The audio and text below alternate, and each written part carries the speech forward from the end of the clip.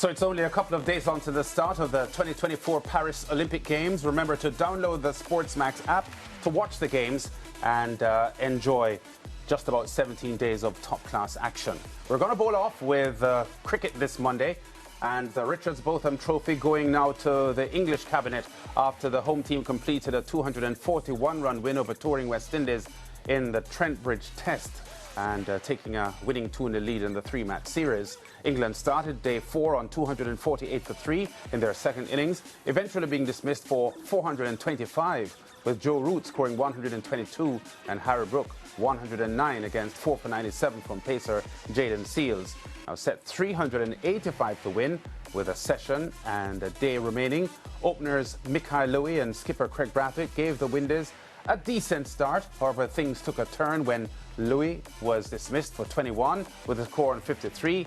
Shoaib Bashir then ripped through the lineup with 5 for 41 as the Englishmen went on to dismiss the Caribbean side for 143 inside the final session. Scores of the match: England 416 and 425. The West Indies 457 and 143. Let's hear now from skipper Craig Brathwaite. Yeah, for sure. Rain was on our mind as a team. But pretty much we lost all our wickets in one session, so that was not good. The more you play, and the more in these type of situations, pressure situations, playing international cricket, and you learn. And once you're learning and once you're thinking about how to get better, it could only be beneficial for us. My thing for the boys once again, it's history, it's gone. The 2 defeats are gone. We still have 5 test matches remaining for this year. So we keep learning, and it could only, by the end of the year, we'll be better off once we have that correct mindset. Yeah, West Indies captain Craig Brathwaite there joining us now to review the match. Fazir Mohammed, fresh from BBC radio coverage of that Trent Bridge Test match. Faz, welcome back to the SportsMax Zone. Only the second time the West Indies are losing a Test match at Trent Bridge. Your assessment of the overall performance, because it was strong in parts, but the end result, of course, disappointment for the Caribbean men. Absolutely, but as you said, strong in parts and indeed strong for a lot of the match. Because again, when you look at it, 1 hour after lunch on day 4, 1 hour after tea on day 4, 61 without loss, set 385. Of course, it was always going to be a daunting target, but at least at that point you said, okay, this could very well be interesting going into the last day. The West Indies might lose a couple of wickets in the long final session, because it's always difficult in those situations. But everyone, whether the English media, broadcasts, everyone was anticipating that this could be an interesting final day. Next thing you know, a wicket falls right after the water break, as we saw in the Lord's Test match as well, and then it's all fall down. So I think that was the disappointing aspect of it, that the West Indies had actually fought so well after such an abysmal showing in the first Test match in Lord's, conceding over 400 runs on the first day at Trent Bridge, but then taking a first innings lead. And even though England batted so well on the 4th morning, we were actually thinking, well, okay, clearly they're going to have to declare. But then they lost 7 wickets for 90-odd runs. So the West Indies fought their way back in, left themselves with under 400, which was always going to be difficult. But that collapse, to lose 10 wickets in one session, it really was a poor effort in that sense. Yeah, I was intrigued, Faz, by a Cricinfo match report from Alan Gardner, headlined "West Indies cricket alive and kicking," referencing, of course, the fact that, as we just discussed, there were strong parts of the performance for the West Indies. But how far West Indies cricket has sunken to see the West Indies losing by such a big margin in a dramatic collapse on the second innings, and it being deemed by an English writer as a positive, suggesting that West Indies cricket is alive and kicking? Well, Lance, all of that is patronizing. And to just explain it, is in other words, people feeling sorry for us. That we're so bad for so long that they're actually urging us to do well because they want to beat somebody like in the days of the 70s and the 80s and the early 90s, when they could only dream of beating the West Indies. And actually, my hope, my other colleagues who happen to be West Indians, Carlos Brathwaite, Ian Bishop, and so on, we yearn for the day when we could see the English and others talking about the savagery of the West Indies, the brutality of the West Indies, the failure of the West Indies to play according to the spirit of the game because they're brutalizing us. Now we have to endure for the better part of 20, 25 years, everyone urging the West Indies to do well. Everyone almost wanting to cry because the West Indies are not what they were anymore. And that to me is patronizing. So they may not see it like that, but that's exactly what it is. That they feel so sorry for how poor the West Indies are that they're actually willing us to do well so they'll have somebody suitable to beat. Yeah, talk to us quickly about Jayden Seales, because he was a bright spot for this West Indies team, and his maturity as a fast bowler to me is encouraging. How impressed were you with his performance in this test match? Impressed in parts, because still he's not consistent enough. And if it sounds harsh, it's only because this is test cricket. And in test cricket, you're expected to learn very quickly. And indeed, yes, he's had his injuries. He was out of the team for some 19 months. He got 4 wickets in the only innings that the West Indies bowled at Lord's. This time around, he got 4 wickets in the second innings. He has that wicket-taking ability. We know that. But yes, we also know that England's style of batting now is that conceding over 4 runs per over, nearly 5 runs per over, is not a huge disgrace necessarily. But I would see, whether it's Jayden Seales, and we're talking about him specifically, Alzarri Joseph, who has a lot more experience, I'd like to see them be a lot more consistent with their lines and lengths. I'd like to see them bowling to a particular side of the wicket, because I find it bewildering that you have bowlers with test match experience bowling okay to one side of the wicket, let's say 6 on the off, but you have a deep square leg, a deep backward square leg. That means that you're anticipating either a short ball any minute to be top edge, or a bad ball on the leg side any minute because you want to prevent the boundary.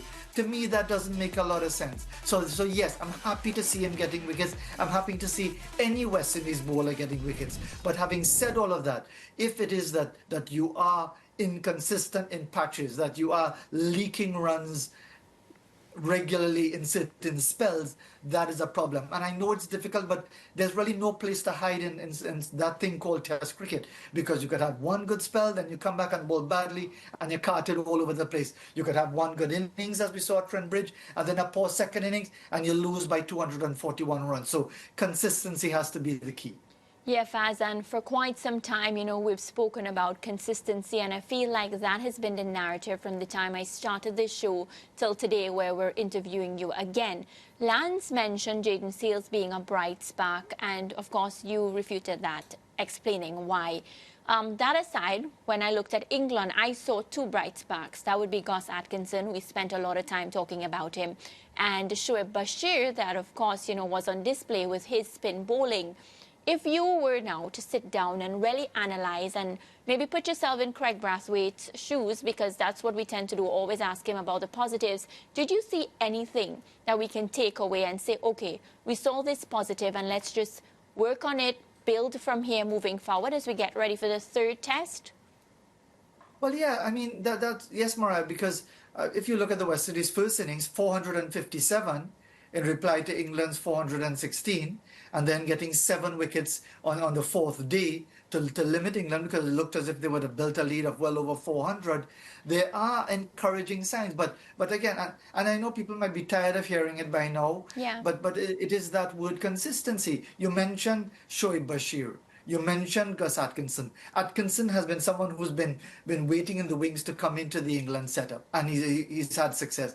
Shoaib Bashir is not even the first choice spinner for his county, Somerset. But again, the selectors have recognized something special in him. They've immediately given him the chance on the England tour, and he's given them rewards here again. It's the same of their wicketkeeper, Jamie Smith. He's not the first choice keeper at his county, Surrey. That first choice role goes to Ben Foakes. The West Indies, in contrast, don't have that embarrassment of riches, don't have so many options that they could just pull somebody seemingly out of nowhere, and that person delivers almost immediately. And that's why we need to have our players recognizing that it's not one good innings and that's enough.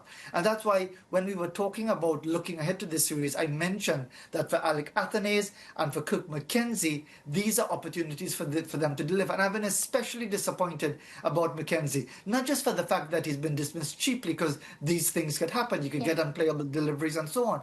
But it's the manner in which he's got out. And I wouldn't feel disappointed if he's omitted for the final test and someone like a Zachary McCaskey or somebody else comes in, or they juggle the middle order differently. Because, okay, you could say, well, okay, the first test match, first time playing at Lords and England, slope and all of that, and you feel.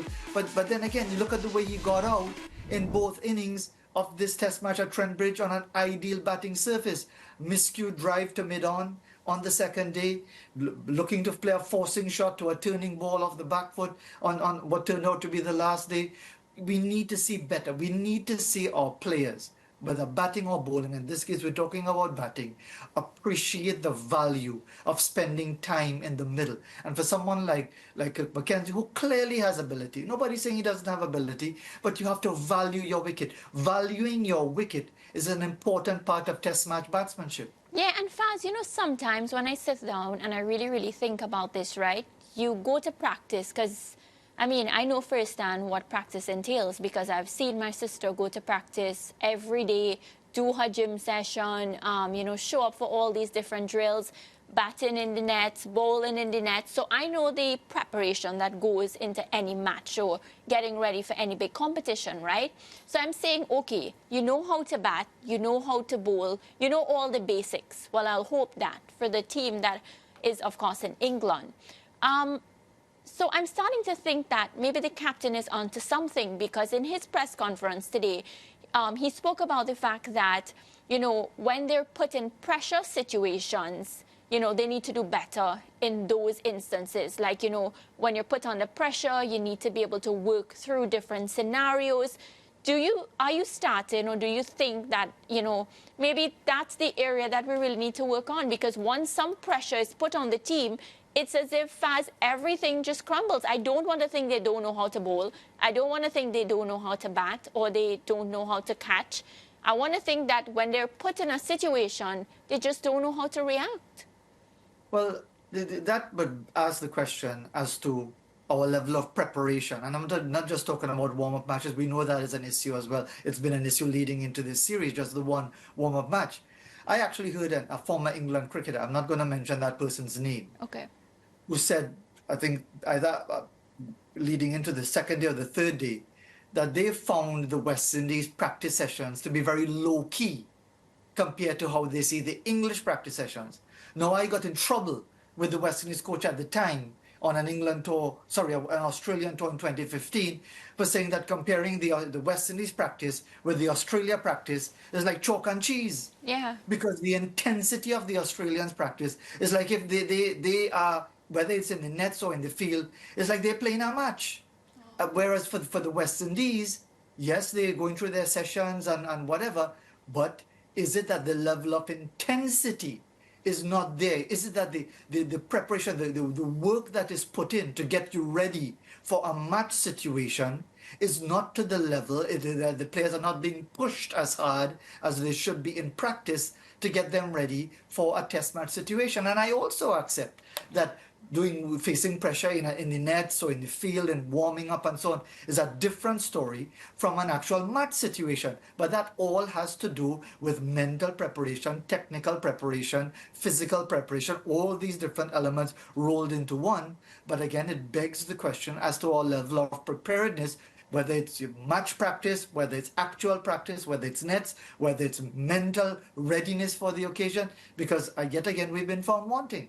Yeah, and you speak about preparation. I remember we have 5 more tests left for the rest of the year. Do you think that's insufficient, the number?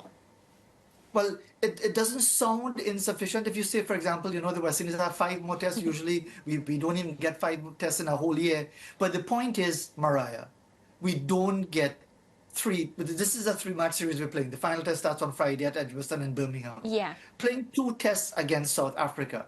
It's good, yes, but for a series, because one of the elements of test cricket is a series of 3 matches, ideally 5 matches. Why you think the Ashes is five tests? You think any Englishman or Australian, or even some others, would countenance the idea of an Ashes series being only 3 matches? They would want to burn down the place. You think that now, that if India were asked to play Australia and England in a 2-test series, that they would accept it? They would say, you all keep it, we going back home. Yeah. But we seem to think now that we have to just be settled with scraps at the end of the table.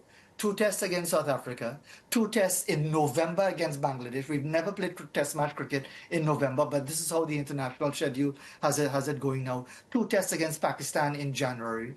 And what do you really gain from playing 2 test matches where you have minimal preparation? You lose one badly probably, then you might scramble in the second one and so on, and then there's no third. So at the end of the day, yes, we had 5 test matches, but it's a convenient way of looking at it. So, well, we lost 2, but we still have 5 to come. That don't make sense, because you've lost the series already. You have 1 more match to come, or we playing for pride. How many times we're going to be playing for pride? Faz, I want to ask you about your third test roster, given the fact that, you know, the West Indies have already lost the series. But before I do that, there's been a lot of discussion in recent months about players like Shea Hope and Brandon King, based on their technical ability, being a part of the red ball squad. Is that an argument you would entertain? I would entertain if they play some first-class cricket before it. No, I'm not saying they can't make the transition, because quite clearly, in the case of Brandon King, maybe less so for Nicholas Pooran, certainly in the case of Karen Pollard, we all recall, he started his first-class career with 200s in 3 matches, but never got the chance to play a test match because he was immediately pigeonholed as a white ball cricketer. But again, we have this idea in the Caribbean that we pigeonhole our cricketers. We don't give them opportunities in 4-day formats and so on. I'm not ruling out a Brandon King at all. I'm not ruling out a Nicholas Pooran. But I don't think, and I'll be happy to be proven wrong if the selectors would just out of the blue pick them for a test match without any first-class cricket. But I don't think that you could automatically make that transition from the white ball game to the red ball game, given the significant difference for many different reasons. But I don't rule out them being considered for test match selection if they would have played first-class cricket to prove their worth. Yeah, I agree with that point, Faz, but isn't some responsibility on the players? Because there is some evidence that some of these players aren't interested in leaving the white ball game for test cricket. Well, that is absolutely correct. And Nicholas Pooran was given an opportunity. In earlier occasions, other players were given opportunities and declined. Yeah. So that's not the fault of the selectors. And for those who are saying, well, you know, and people feed into a lot of international foolishness, where they say, well, you know, Pooran is the greatest thing, the greatest left-hander that they've ever seen, and so on and whatever. In T20 cricket, in white ball cricket. And for those who say, well, you know, it's look at, and we've talked about this before, oh, you know, David Warner, he played T20 cricket before he even played a first-class match, and then he played test cricket. But we talked about this already. He played first-class cricket for New South Wales before he played test cricket for Australia.